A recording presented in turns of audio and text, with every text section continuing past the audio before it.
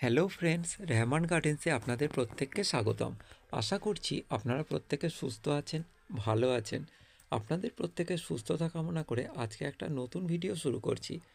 আপনাদের আশেপাশে আপনারা অবশ্যই দেখে থাকতে পাবেন সজনে গাছ বা নাজনে গাছ বলে যে আমরা ডাঁটাগুলো খেয়ে থাকি, সেই গাছগুলোকে আপনারা প্রত্যেকেই লক্ষ্য করবেন। কিন্তু খুব ভালো করে লক্ষ্য করলে দেখবেন যে এই শীতের সিজনে এই ডাঁটা গাছে ফুল আসে। দেখুন আমাদের বাড়িতে এই ডাঁটা গাছটায় কী সুন্দর ফুল এসছে, কিন্তু আমাদের এখানে অতিরিক্ত পরিমাণ হনুমান থাকার কারণে এই ডাঁটার ফুলগুলোকে নষ্ট করে দেয়। তো বন্ধুরা, এত সুন্দর ফুল আসা সত্ত্বেও আমরা কিন্তু ডাঁটা খুব একটা পাবো না, কারণ এই ফুলগুলো আমাদের এখানের হনুমানে এসে ছিঁড়ে ছিঁড়ে ওরা কিছুটা খাবে, বা বেশিরভাগটাই ওরা নষ্ট করে দিয়ে চলে যাবে। তো বন্ধুরা, সজনে গাছ আমরা সাধারণত বাড়ির আশেপাশে প্রত্যেকেই কম বেশি দেখে থাকি। আমরা এই গ্রীষ্মকালে এই সজনের ডাঁটা পেয়ে থাকি।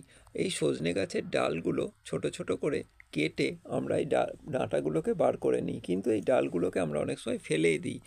আপনারা যদি টবে এই সজনে গাছের ডাল বসিয়ে দেন, তাহলে আপনারা কিন্তু টবেও আপনারা এই সজনের ডাঁটা বা নাজনের ডাঁটা পেয়ে থাকবেন, কারণ এটা একেবারে সাধারণ পরিচর্যায় আমাদের ফল দিতে সক্ষম। তা বন্ধুরা, আমি চাই যে আপনারা টবে অন্যান্য ফলের গাছের সঙ্গে সঙ্গে এই সজনে গাছটাকেও বসান, কারণ যারা শহর অঞ্চলে থাকেন বা মফস্বলে থাকে, বর্তমানে জায়গা প্রায় নেই বললেই চলে। তা আপনারা যদি ইচ্ছা করেন যে টবে সজনে গাছ বসাতে পারেন, তাহলে এর ডাল কিন্তু কেটে বসিয়ে দিলেই হলো। আর মাথাটা অবশ্যই প্লাস্টিকে একটু মুড়ে রাখবেন, কারণ হচ্ছে না হলে ওখান থেকে শুকিয়ে যাবে, শুকাতে শুকাতে নিচের দিকে নামবে। আপনারা মাথাটা একটু প্লাস্টিকে বেঁধে দেবেন। আর এর বিশেষ কিছুই পরিচর্যা নেই, বর্ষার ঋতুতেও বসালে এই গাছে পাতা এসে যাবে এবং ওটা থেকেই খুব শীঘ্রই আপনাকে ফল দেবে। বছরখানিক পরেই দেখবেন আপনার সজনে গাছে বা নাজনে গাছে ফুল চলে এসছে এবং খুব শীঘ্রই ফল পাবেন।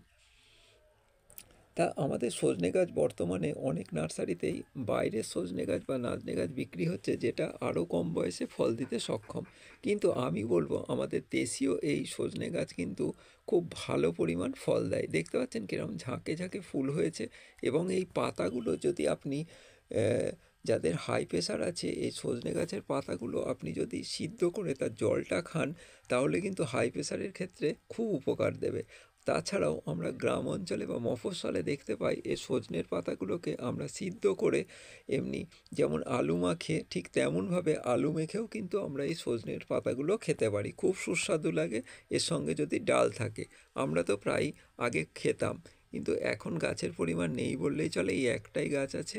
সেই জন্য আমার মা এগুলোকে ভাঙতে দেয় না, কারণ বলে যে ফুল এসছে, ডাঁটা হবে, এরকম বলে আমাদের ভাঙতে দেয় না। কিন্তু মায়ের যখন প্রেশার বেড়ে যায়, তখন আমার মা নিজেই এই পাতা সিদ্ধ করে জলটা খায়। আপনাদেরও যাদের হাই প্রেশার আছে তারা এটাও করতে পারেন। আর 2 নম্বর কথা, টবে যদি এই সজনে গাছ বসানোর পর সেটাই যদি ফল দেখেন, তাহলে আপনাদের কতটা আনন্দ হবে। কারণ আমি একটা সজনে গাছের ডাল দিয়ে আমার একটা লেবু গাছকে শক্ত করে দাঁড় করিয়েছিলাম। সজনে গাছ যেহেতু দুর্বল, তবুও কাঁচা থাকার কারণে আমি ওটাকে দাঁড় করিয়ে রেখেছিলাম, কিন্তু দেখি সেই ডালে পাতা চলে এসছে। তাই আমি ভাবলাম যে সজনে গাছ যদি আমরা টবে বসাই, তাহলে কিন্তু খুব ভালোভাবেই সে ফল দেবে। আর 2 নম্বর কথা, আমরা পাঁচিলের গায়ে এই ডাল কেটে যখন রেখে দিই, দেখতে পাই যে শিকড় ছাড়েনি, ওদিকে ফুল ধরে গেছে এবং ফুল থেকে ডাঁটা ধরে গেছে।